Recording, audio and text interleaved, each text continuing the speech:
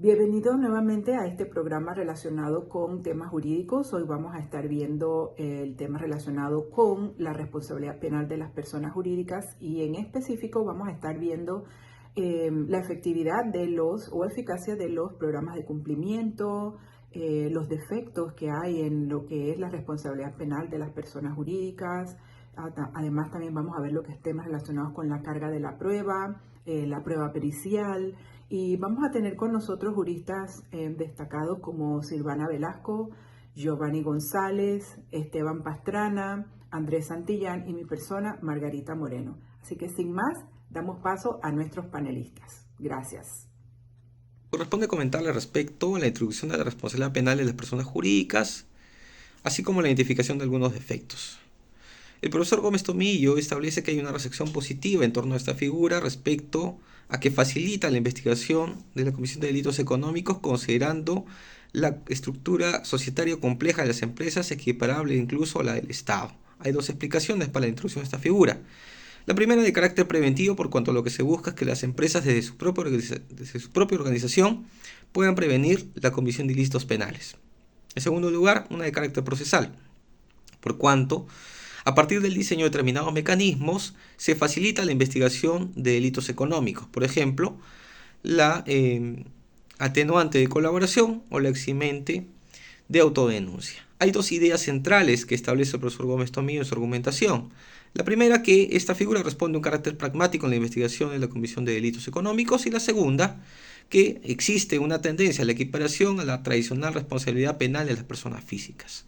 En torno a los defectos que se identifica, en primer lugar, el catálogo de delitos por el cual es posible imputar responsabilidad penal a una persona jurídica es limitado, está estructurado bajo un sistema de números clausus.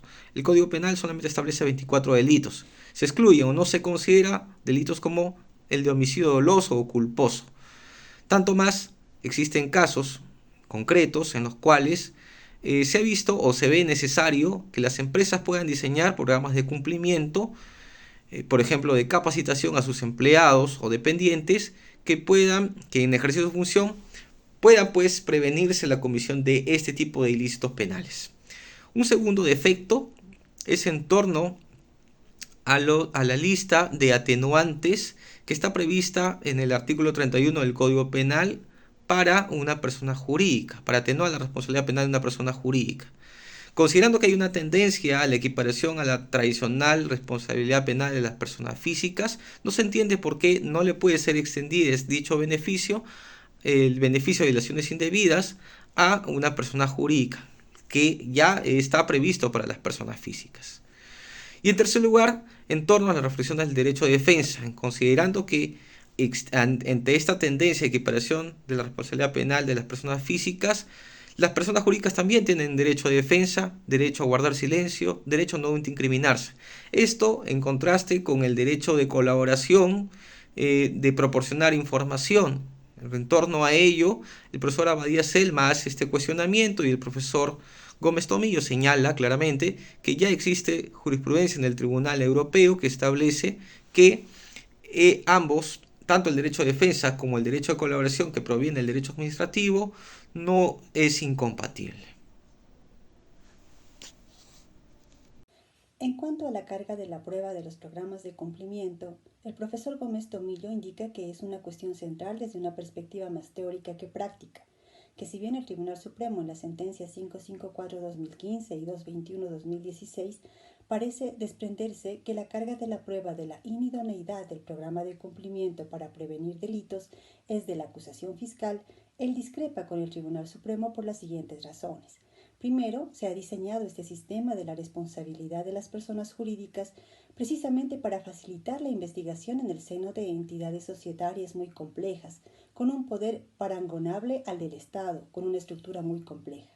Segundo, es incompatible con el fundamento mismo de la institución, pues la carga de la prueba de los elementos de descargo en general concierne a quien lo alega, como la legítima defensa, la alteración psíquica, etc., así como también es razonable eximir de prueba aquello que es normal, en este caso que si se ha cometido delito en el seno de una empresa es porque su programa de cumplimiento, su mecanismo de prevención está deficientemente articulado. Y tercero, finalmente, que tiene la información del programa de cumplimiento es la persona jurídica.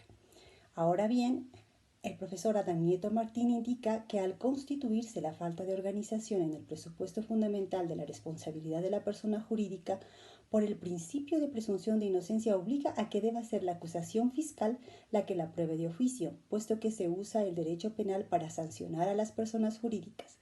De ahí que la interpretación de Klaus Tiedemann y que ha propuesto la Fiscalía General del Estado española sería válida si la responsabilidad de las personas jurídicas fuera únicamente administrativa, contrario a lo manifestado por el profesor Gómez Tomillo. En la Circular 1/2016 de la Fiscalía General del Estado se interpreta que es la persona jurídica la que deberá acreditar que los modelos de organización y gestión son eficaces para prevenir el delito, pues la propia comisión del delito opera como indicio de la ineficacia del modelo. Como se puede observar, la naturaleza de la exención de la responsabilidad penal de las personas jurídicas no es pacífica. Existen opiniones que van desde considerarla como perteneciente al tipo objetivo, el Tribunal Supremo en sentencia 154/2016, hasta quien la considera una excusa absolutoria, como la Circular 1/16 de la Fiscalía General del Estado antes referida. A nuestro criterio no existe claridad en cuanto quede cubierta por la presunción de inocencia por precisamente ser considerada una circunstancia eximente, cuya concurrencia debe alegar y probar el acusado, por lo que en principio debe ser acreditado por la persona jurídica que ha adoptado el programa de prevención de comisión de delitos con eficacia, pues compartiendo el criterio del profesor Gómez Tomillo, la empresa es quien tiene los recursos y mayor facilidad probatoria. Además, la propia comisión del delito es un indicio de ineficacia del programa, por lo que se debería exigir a la empresa una explicación exculpatoria. En cuanto a la responsabilidad penal de las personas jurídicas, ¿qué podemos decir sobre los programas de cumplimiento y los mapas de riesgo? Pues a pesar de su establecimiento, aún siguen pasando delitos. ¿Cuál es el futuro de la normativa penal? Es relevante comentar que si bien la efectividad de un programa de cumplimiento va a depender de su diseño, implementación y mantenimiento adecuado, mucho va a necesitar del compromiso de la alta dirección, tone from the top, la cual refleja una cultura de cumplimiento acompañada de la supervisión, monitoreo continuo, ajuste del programa, con el paso del tiempo para poder adecuarlo a las nuevas tendencias o peligros que puedan ir surgiendo. La eficacia deberá individualizarse en cada caso y empresa. Existen estudios que indican que los programas de cumplimiento han tenido éxito, ya que entre otras bondades ayudan a la detección y prevención de delitos. Se necesita un compromiso moral fuerte y arraigado por parte de los actores para que el tenor de la sanción a imponerse no sea el único motivo para ponerlos en práctica dentro de la cultura organizacional.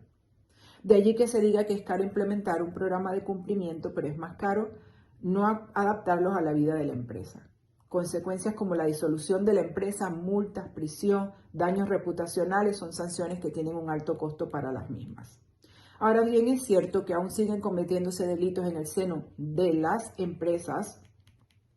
No menos cierto es que mediante la cooperación internacional y el establecimiento de acuerdos regionales y mundiales en contra de la delincuencia organizada y en especial la delincuencia de cuello blanco, el establecimiento de programas de cumplimiento ha ayudado a reducir la vulnerabilidad dentro de las empresas y a su vez la de los mercados internacionales y eso es evidente. Sin embargo, en España solo el 5% de las empresas cuenta con programas de cumplimiento y un 45% de los directivos no conocen la responsabilidad legal de los mismos, según una investigación realizada por Grant Thornton a empresas en España que tenían entre 50 y 500 empleados en el año 2020. Y ninguna de estas disponía de más de 10.000 euros para poner en marcha un programa de cumplimiento. Por tanto, mientras más se divulgue la necesidad de los beneficios, hacemos énfasis en los beneficios de los programas de cumplimiento para la sostenibilidad de las empresas, basándose en el prestigio, apertura a más negocios en más mercados, enfocándonos en la premisa de ganar, más que en la de evitar la sanción, podremos lograr mayor conocimiento y sensibilización en las bondades de los mismos. De esta forma, con el conocimiento adecuado, los empresarios podrán pensar en los mismos no como un costoso programa, sino como un aliado, como un agregado de valor incalculable a mediano y largo plazo. Me gustaría cerrar con esta cita de Ignacio Ripoll, director de Compliance de Grant Thornton. El reto de las empresas españolas es pasar de una visión negativa del compliance que busca evitar potenciales responsabilidades a crear una verdadera cultura de cumplimiento que consolide los principios éticos de la organización. El exponente y catedrático Manuel Gómez Tomillo ha tomado superficialmente un tema que es de suma importancia y que nosotros vamos a tratar, que es sobre el informe o los informes periciales en los compliance penal. Sobre todo, cabe señalar la importancia de los informes periciales en las investigaciones penales. Lo primero es que debemos imaginar una empresa que se encuentra bajo un proceso penal donde su cumplimiento del ordenamiento jurídico se encuentra siendo cuestionado. La prueba primigenia que podría sostener la defensa de este cumplimiento sería evidentemente que un informe pericial. Es decir, una empresa que utilice la figura de compliance o tenga un compliance officer tendrá la necesidad de aportar una opinión crítica por parte de este a través de un informe. Claro está que esto se utiliza con el fin de lograr tanto una atenuación de la pena como una exoneración de la responsabilidad penal, como podríamos abordar más adelante. Debemos indicar que si bien estas pruebas no son del todo indispensables, rebosan de gran importancia, pues estamos hablando de que podrían corroborar que la empresa en sí no tiene intención dolosa para cometer estos delitos o no ha sido creada para estos fines. También se pudiera decir con estas pruebas periciales que se han implementado todos y cada uno de los mecanismos suficientes como para evitar que estos sean cometidos. Ahora, esto desprende una problemática. ¿De dónde proviene este informe pericial? ¿De forma externa o interna? ¿Dónde está la problemática acá? Pues si estuviéramos hablando de que en derecho civil aportar un informe pericial elaborado por el empleado de la misma empresa cuestionada sería hacerse valer en cierta forma de su propia prueba, por lo que pondría en tutela de juicio la objetividad con la que se ha realizado. En cambio, si se trata de una empresa externa que goza de una imparcialidad incuestionable, vamos a decirlo así, entonces es más fácil para el juzgador digerir esta información. Cabe destacar que esos informes serán tratados bajo los mismos criterios que el artículo 478 de Ley de Enjuiciamiento Criminal, debiendo estos fundamentarse por conocimientos científicos y detallados y que contengan conclusiones dadas por los resultados arrojados. Finalmente, es de señalar que España no cuenta con una entidad pública que pueda realizar una pericia de este tipo. Esto, de cierta forma, vuelve a plantear otras situaciones de las que salen como ejemplo el caso del citado catedrático, el caso de BBVA y José Manuel Villarrejo, donde la mencionada sociedad fue cuestionada a permitir que una empresa externa realice una investigación con documentos que podrían considerarse confidenciales al tratarse de informaciones de terceros, pero que pondrían un fin al proceso o que podrían dar en conclusión la determinación de una exoneración de la responsabilidad penal de la persona jurídica. Los informes periciales en compliance son importantes desde un punto de vista teórico y algo que es indiscutible es que deben de ser objetivos y transparentes. De mi parte, quiero referirme a la dicotomía entre el deber de colaboración y el derecho a no autoincriminación de las personas jurídicas en el marco de la responsabilidad penal en España. En el ámbito del derecho penal español, la incorporación de la responsabilidad penal de las personas jurídicas ha generado un debate significativo en torno al equilibrio entre el deber de colaboración con las autoridades y el derecho a no autoincriminación. Esta participación o esta intervención busca analizar cómo estas dos facetas interactúan y se contraponen en el contexto de la legislación penal española, considerando las implicaciones éticas y legales que emergen de esta interacción. Inicialmente es esencial entender el marco legal que establece la responsabilidad penal de las personas jurídicas en España. La reforma del Código Penal en 2010 marcó un hito al permitir la imputación directa a las personas jurídicas. Este cambio legislativo se fundamenta en la idea que las empresas deban ejercer una supervisión efectiva sobre sus empleados y operaciones para poder prevenir la comisión de delitos. En el proceso penal, las personas jurídicas tienen el deber de colaborar con las autoridades, sea en el marco del derecho regulatorio o incluso en un proceso judicial. Esto incluye la obligación de proporcionar información relevante para las investigaciones. La colaboración puede ser un factor atenuante en el proceso penal, implicando que las entidades que cooperan activamente puedan enfrentar sanciones menos severas. Por otro lado, las personas jurídicas, al igual que las físicas, poseen el derecho a no autoincriminarse. Este principio se encuentra arraigado en los derechos fundamentales. Implica que una entidad no está obligada a proporcionar pruebas contra sí misma. Este derecho busca preservar la equidad en el proceso penal, asegurando que las acusaciones deben ser probadas por la Fiscalía sin depender de la autoincriminación. La tensión entre el deber de colaboración y el derecho a la no autoincriminación presenta un desafío complejo. Por un lado, el deber de colaboración es esencial para la efectividad de las investigaciones penales y la prevención del delito. Por otro, el derecho a no autoincriminarse es fundamental para garantizar un juicio justo y evitar la coacción. Esta dicotomía se analiza desde una perspectiva legal y ética, considerando las implicaciones de inclinar la balanza hacia un lado o hacia otro. Es relevante comparar el enfoque español con las prácticas internacionales en este ámbito. En algunos sistemas jurídicos, como el estadounidense, el énfasis en la colaboración de las personas jurídicas es más pronunciado, mientras que en otros, como el alemán, prevalece la protección contra la autoincriminación. En este caso, debemos extraer lecciones y perspectivas de estos sistemas para el contexto español.